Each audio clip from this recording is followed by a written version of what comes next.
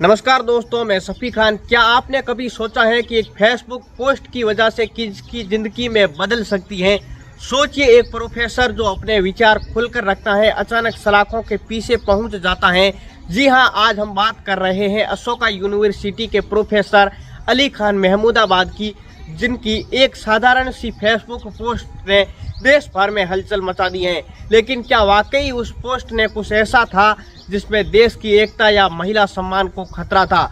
चलिए इस पूरे मामले को बेहद आसान और दिलचस्प अंदाज में समझते हैं, ताकि आप जान सके कि आखिरकार सच क्या है और क्यों ये खबर हर नागरिक के लिए मायने रखती है।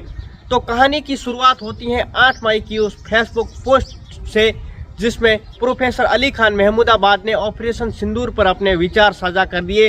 इस पोस्ट में उन्होंने भारतीय सेना की रणनीति, पाकिस्तान की चालबाजियों और युद्ध के खतरों पर चर्चा की।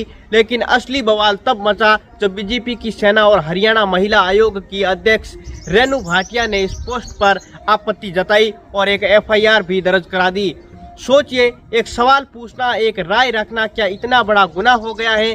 क्या किसी को जेल भेज दिया जाए? क्या हमारा लोकतंत्र इतना कमजोर है कि एक फेसबुक पोस्ट से उनकी नींव हिल जाए?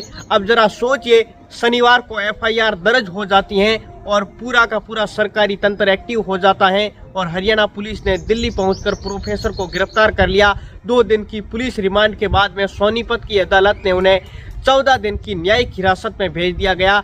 उनके वकील कपिल बलियान ने कोर्ट में जोरदार दलील दी। प्रोफेसर के खिलाफ लगाए गए आरोप बेबुनियादी हैं, लेकिन अदालत ने पुलिस की 7 दिन की रिमांड की मांग को खारिज करते हुए उन्हें सीधे जेल भेज दिया गया।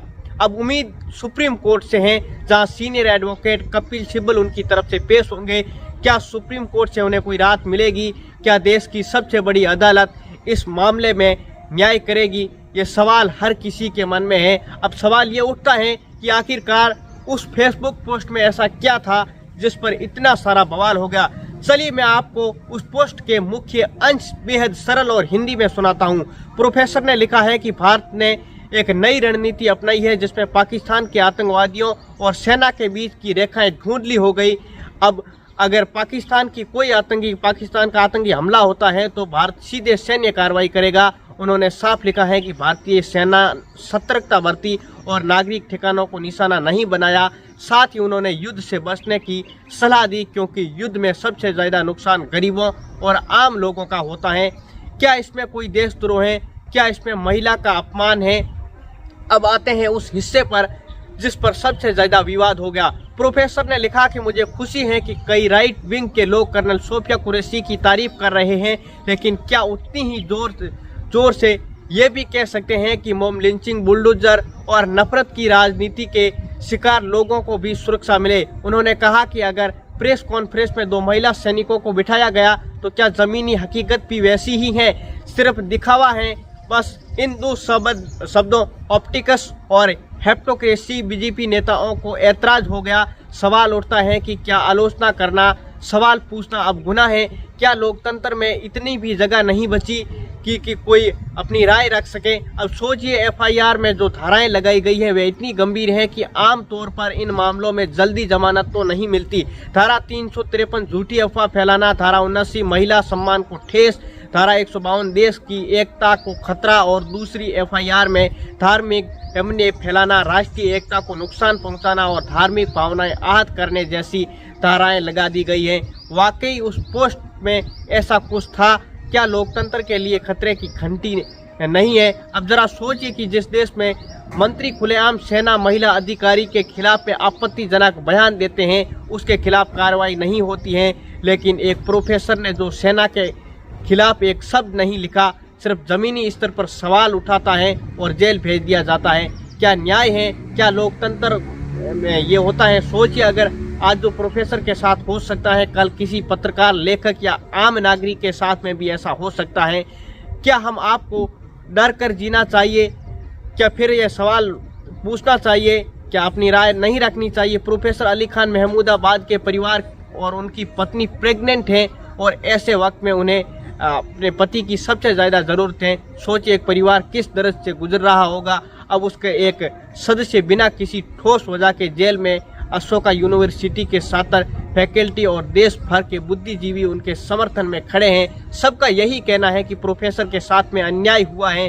क्या हम सबको ऐसे मामलों में आवाज़ नहीं उठानी चाहिए? क्या हमें चुप रहना चाहिए? क्या फिर सच का साथ देना चाहिए? अब क्या जरा सोचिए पूरे मामले में क्या क्या हुआ। महिला आयोग की रेणु जो भाटिया है, जो खुद बीजेपी की नेता, उन्होंने सबसे पहले नोटिस भेजा और एफआईआर कराई। दूसरी एफआईआर बीजेपी के एक लोकल लीडर ने दर्ज कराई। यानी कि पूरा सिस्टम एक साथ मिलकर एक प्रोफेसर को सबक सिखाने में लग गया है। क्या ये लोकतंत्र की ताकत है या फिर सत्ता का दुरुपयोग? क्या वही देश है जहां विचारों की आज़ादी थी? क्या ये वही देश है जो सवाल पूछना अधिकार था? अब सवाल ये है कि आगे क्या होगा। सुप्रीम कोर्ट में सुनवाई होनी है। देश भर की निगाहें इस मामले पर टिकी हैं। क्या मिलेगा? आखिर क्या जीत किसकी होगी? क्या फिर ऐसे ही चलता रहेगा? ये सवाल सिर्फ प्रोफेसर अली खान महमूदाबाद से नहीं बल्कि हम सब से जुड़ा है।